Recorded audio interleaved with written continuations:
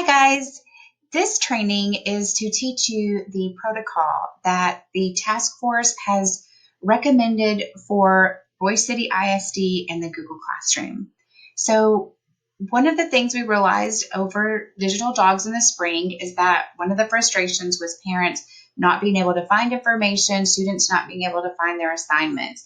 And the easiest way to do that would be for us to develop a protocol where all Google Classrooms would look the same. This is a common procedure in hybrid schools around the country, and it will just make your life simpler because your students will be able to find your work and the parents and students' lives simpler as well. So let's take a look at what your classroom should look like. So in the beginning, this part right here is your name.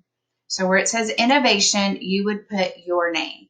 Now, if you are a self-contained teacher, meaning you only teach one group of students all day long, then you would put Mrs. Pogue first grade or Pogue first grade, just like that. If you're an elementary teacher that teaches maybe two sections of two sections of students, you have a morning class and an afternoon class, then here you're going to put what it is that you teach. So do you teach math, science, and spelling, or do you teach reading, writing, and social studies? So whatever it is your subject. And then there's a place in the section, and I'll show you that in a bit, where you'll put, is it like your group 1 or group 2? So your morning group or your afternoon group, or if you have 3 sections. In the classwork section, you're going to have 2 topics that never change, and they're going to have the same information across the board. Now, you may have noticed that I've added some little emojis, and I did that with an extension called Joy Pixels Emojis, and I could show you how to find that if you're interested. It does make it a little more pleasing to look at, as well as you'll notice down here, I use the same emoji for each subject, so easy for your students to see. So the first topic is information. Now, to create a topic, you click create and a topic, and this is a way to organize, and you want everything you ever post to the Google Classroom to be in a topic. So the first thing under information is your campus-wide announcements. Now, this is where things are going to be posted that come from your administration that need to go out to the whole school. So my personal recommendation is that you do an ongoing slide presentation. And I actually changed this to be 8.5 by 11. And you can do that down here where it says page setup. If you go to custom, you can change the size of it. So I've already done that here. So if your principal normally sends out a video, you can insert the video here. If your principal sends out a s'more, you could put the link to the s'more here. And it might be possible that your principal would even go ahead and set up these slides that each teacher could just link to their Google Classroom. Then you wouldn't have to update it at all. But by keeping it in a Google slide presentation, next week you can add a slide and you would put that one at the top. So the current information for the parent and student is always at the top. The second, and these are being added as materials because you don't want them to have to turn anything in. So it's adding as a material, just to clear that up. The second thing is your Google Meet calendar. Now, whether you're an in-person teacher, face-to-face, or a virtual teacher, you want to be sure that you have this section, because even face-to-face, we never know when we might have to end up going remote. So you want to go ahead and have that place in the Google Classroom so your students can easily find it should we need to transfer to remote learning.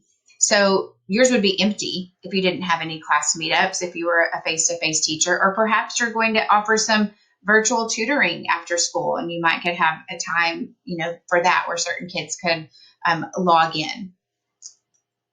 So, but if you are an in-class teacher or a virtual teacher, you definitely want to have the schedule here of when you're available for your students, and you'll be given more information about how often that needs to be in training. This is just the technical aspect of it. The third thing that will be in the information section is your weekly overview. Now, this is just a sample. Yours can look different, but this is a one-page look where the parents can go in and go, okay, this week my students need to do this in reading, this in math. This is not the place for instructions. This is not the place for where you're going to necessarily link the assignment. You could add on there that all assignments will be found in the classwork section of the Google Classroom. But this is just that quick overview where if a parent wanted to print it out and check off as they did things, they could. And again, as a Google slide presentation, you can just add to it. You could even duplicate this slide. If you don't know how to do that, you just click duplicate slide, quickly change the information. And like I said, you'd always want to keep the current thing at the top, but parents could see the running list at the bottom. And so those are the three things that will stay in information. And it is important, if you don't want to use slides, you could use a hyperdoc, but we don't want to have multiple Google Calendar posts. We don't want to have multiple weekly overview posts, because then your assignments are going to be pushed way down to the bottom. So you want to keep that simple, okay? The next section is your additional resources. Now, this place is really more for you as the teacher. What are some things that your students may need on a regular basis? Maybe you notice that they're having trouble finding the weekly overview. So you make a quick little tutorial for them to look at, or you're teaching regrouping in math and they're struggling with that. So you could post a little tutorial there. Maybe you have some favorite websites that you like them to go to practice. Maybe this is where you want to post your newsletter. But anything like that you want to post, and you could have multiple pages to this. So still loading, but you could have tutorials. You could have links, information, anything you want. But again, by making it a slideshow, you can easily add to it without crowding up this section. And again, these are materials. Now, when we list our work, and I realized I didn't name this one correctly, we want to label it by the week. Now, I was thinking for elementary students that having just a little picture for the day might help them. So you could easily say, go to the puppy dog assignment, and they could have it, they would know that that's Tuesday's work. So this is how they will find their work. It will be by the day. And you'll notice each of these are assignments. And this will be where you have your instructional videos, where you have what you want them to do. Maybe they're doing everything in a slide deck. Maybe for that day, it's just a question.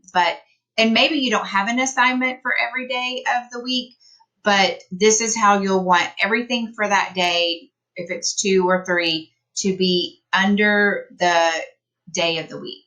This should actually be week 1, shouldn't it? And hopefully you're seeing from me that it's okay when you're making videos for them not to be perfect. They need to see that you make mistakes as well. And the good thing about having topics is it makes things easily movable. So you can make sure that everything is, the most current things are at the top for your parents and students, and then they can look down. So the other important thing that you need to know about the Google Classroom is going to be in the wheel here, the little tool wheel. You want to be sure that only teachers can post or comment, especially at the beginning. Now, later, you might want to decide that Students can only comment, which means they can answer a question or ask you a question there. But if you keep these turned off, you're not having to monitor what students are doing there. And there is a way for them to do private comments if they have a question. So it just kind of eliminates some issues for you. The other thing you want to be sure to do is have your notifications turned off on the stream, and let me show you why. So if I say, okay, show condensed notifications on my stream, and I come over here, all of a sudden I have all of this stuff and it gets overwhelming. We want to train our students to check the classwork section for all of their information. So we want to be sure that the stream is turned off. The other thing is that you want to be sure the overall grade calculation says no overall grade, because you may be grading multiple things in one assignment that you're putting in cumulative.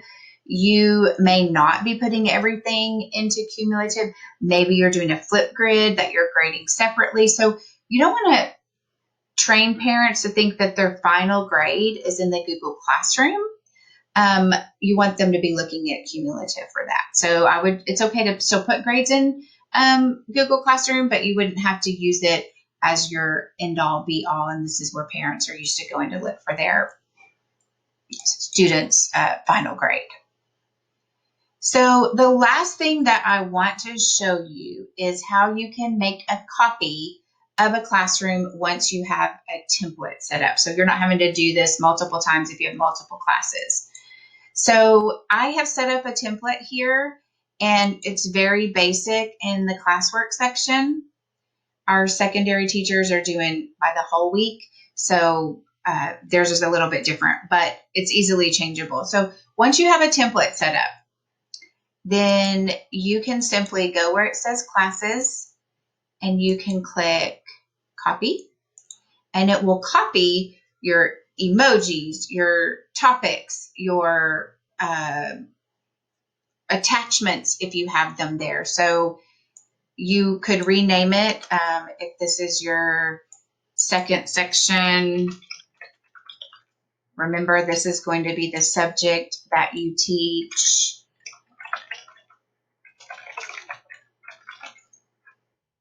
And if you don't teach a subject, then you might just say first grade, and then this part would really be blank because they see you all day.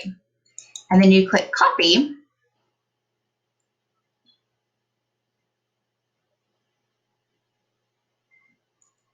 And it does take a while for it to copy, so it's working. So there, it's working.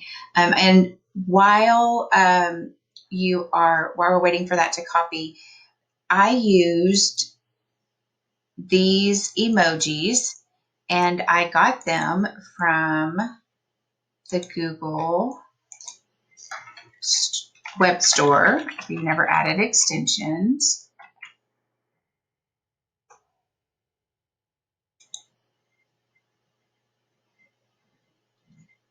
And I just clicked emojis. I wanted an emoji keyboard so I could type them in. And there's a couple of different ones offered. So you just add it to Chrome, and I don't want to add that one because I already have one, but it will be there. And then if you're not able to find your extensions, if you click on this little puzzle, it has them there, and you can pin it if you want to see it up here. So just a little tip while we're waiting that you might not have known. So see, now it's copied. And the last thing I want to show you is when you do copy it, all of the posts are drafts. So all you have to do to change that is go into edit and click post.